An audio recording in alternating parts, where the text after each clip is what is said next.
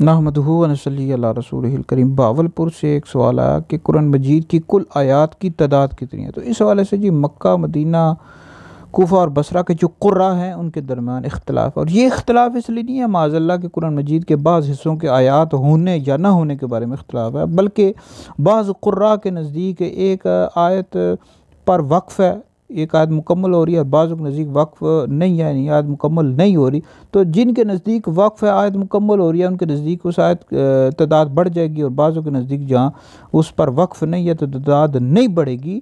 تو ایک قول کے مطابق قرآن مجید کی آیات کی تعداد 6666 ہے۔ اہل مدینہ کے دو قول ملتے ہیں، 6214 کا بھی ملتا ہے اور 6217 کا بھی ملتا ہے، اور اہل کوفہ کے نزدیک 6233، اور ایک قول کے مطابق 6236 کا بھی قول ملتا ہے۔ تو بہرحال یہ ایک ایسا مسئلہ نہیں ہے جس کو باعث نزاع جھگڑے کا باعث بنایا جائے، تو بہرحال یہ اس حوالے سے اختلاف ہے۔ تو اس ویڈیو کو سن کر آگے بھی شیئر کریں، آپ کے لیے بہت بڑا صدقہ جاری ہے۔